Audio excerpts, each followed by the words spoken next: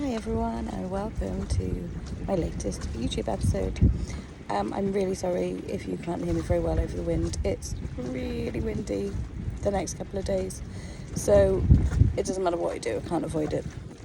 So hopefully I'll talk loud enough that you can hear me and aren't too distracted by the wind. It's one extreme or another here. So if you don't know me and you're new here, my name's Lou. I am a full-time liveaboard sailor / sea gypsy, and we've done this for a little over 5 years now. And there are some origins videos that explain the reasoning behind choosing this lifestyle and how we planned for it and how we made it all happen, despite not being anywhere near rich and no trust fund, etc. But today's video is all about the joys of small space living. My last video was about some of the struggles, and today is about the joys, but I kind of wanted to film up here, and I wanted to be able to show you. You can just see through the sunshades. Look at that water. Even with all the movement on it, it's stunning. It's like we could be in the Caribbean. We're not. We're in Sardinia. So all of my other videos have been filmed in Spain, in the Balearics, and we made the hop across here last weekend. Our longest sail of the season, so 2.5 days roughly at sea. We actually left on Wednesday evening just to see the eclipse from open water, to have an unobstructed view, which worked pretty well until maybe the last 5 minutes, the crucial part, the absolute pinnacle. Just a little whisper of cloud decided to obliterate the view. There were no other clouds anywhere in the sky, just one little cloud, just big enough to stop us being able to see the last little bit, but it's fine. It was amazing. And then the meteor shower that we got, those 3 evenings at sea, was incredible because there was no moon. The sky was really, really dark. It made for quite strange night sailing because normally we have the moon for light and it's great.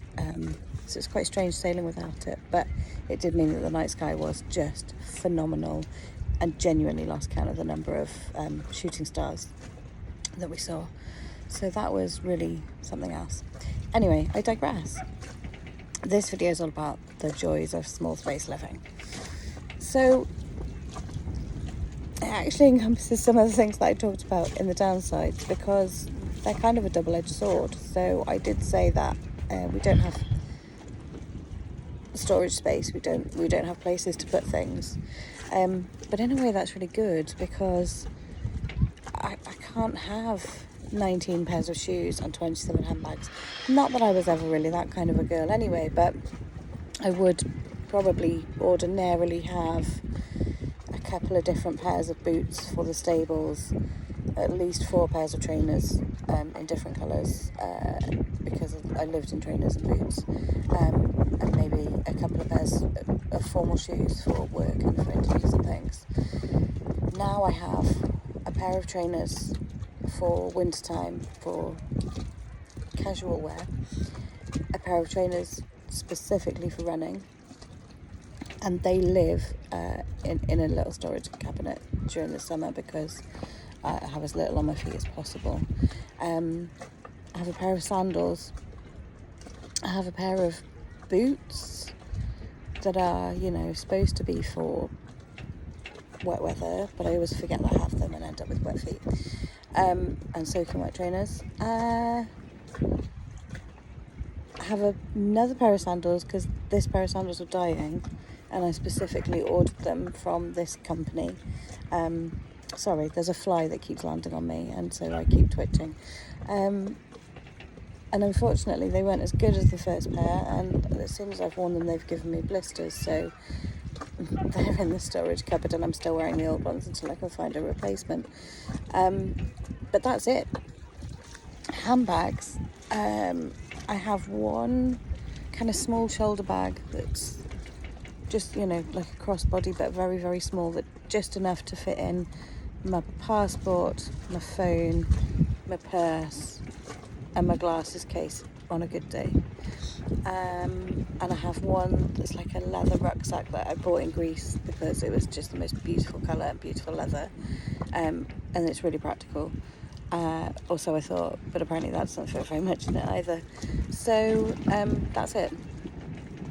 I don't really use a handbag because we go everywhere with a dry bag, which is like a big, as it sounds, bag that keeps everything dry. So that's what we go ashore with, or our very old Decathlon rucksack.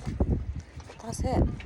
I sometimes crack out a handbag in the winter, but it's just not necessary. And the same goes for a lot of stuff. And so by living in a much smaller space and not having the option to have that, you have no choice but to just simplify your life. So when we decided to do this, we sold almost everything. Everything that we own is either on the boat with us, or we have got 3 I would say not small but not big either, but not even medium size, like 3 cardboard boxes in my dad's garage that have got all of our sentimental items and, you know, my wedding dress, important stuff like that. That's it. That's all of our possessions in the world, and I can't tell you how liberating and how freeing that is to not be trapped under the weight of stuff. And there's no expectation to buy new stuff. We live in such a capitalist society which kind of programs us to believe that we constantly need to be buying things and improving our wardrobe and, you know, getting new stuff for summer or whatever. It's all nonsense. You don't need any of it. You actually need very, very little. And when we first started planning this, because we were in the planning stages for quite a long time, we kind of developed this mantra of, if we saw something that we wanted, obviously if we needed something we would get it, but if it was just something that we wanted, then we would ask ourselves, is this going to come on the boat with us? And if it wasn't, then 9 times out of 10 we wouldn't buy it. If it wasn't, and it was something that we would get a lot of use out in the interim, then yes, obviously we would still buy it. But then we sold things on and didn't lose too much money on the few bits and pieces that we had bought, so that was great. But there's something really simple about there's really something incredible about living more simply in terms of the stuff that we need. We do not have to be constant consumers. We do not have to be buying into the capitalism that dominates the entire world. It also teaches you about what's really important, and you have to weigh things up. When you want something, it's, well, where is it actually going to live? And is it going to be practical? And do I need to give up something else in order to have space for that thing? So that's really good. I would say that's probably one of the biggest benefits. The other thing is reduced bills. So for us, we have vastly reduced bills because we no longer pay a mortgage, we no longer pay council tax. Shopping is generally cheaper. And we live much more simply in those terms. We certainly don't, drive past a coffee place and go for a drive-through coffee or McDonald's or whatever it is. We have to plan our food and our meals, and we make most things on board, including iced coffee, which is great. But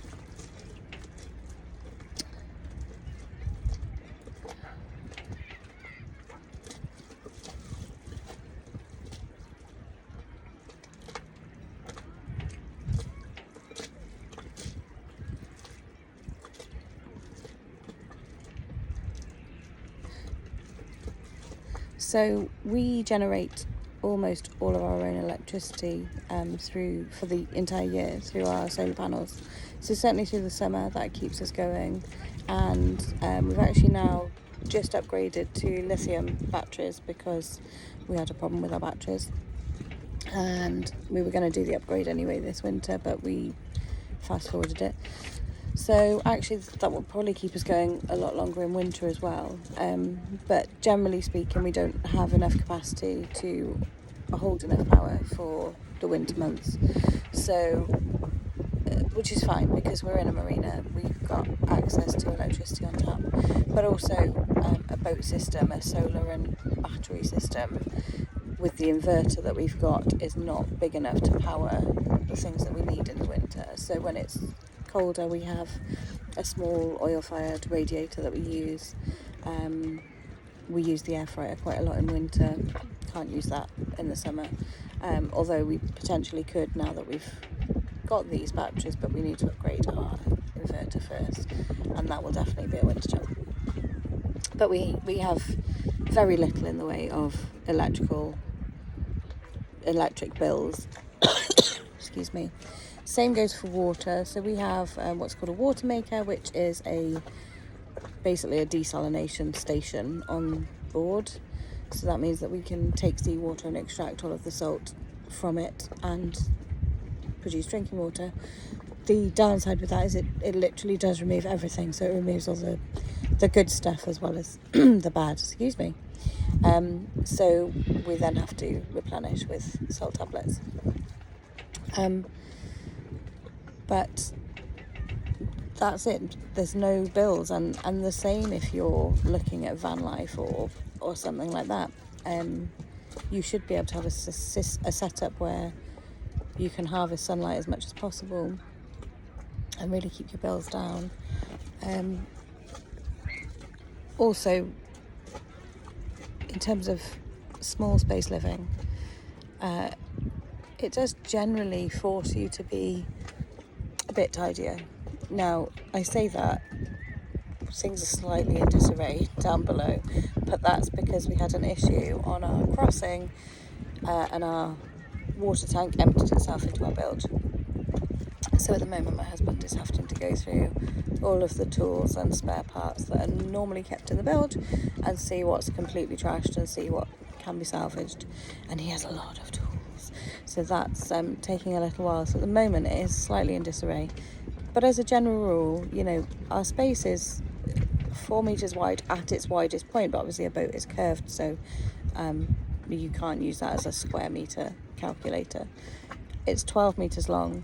We lose a big chunk of that in the middle where the engine bay is. We've got a huge engine bay, which is great in some ways.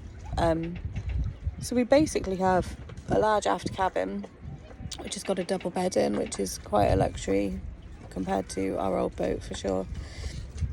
We then have a little galley kitchen along the one side, bathroom and shower room along the other side.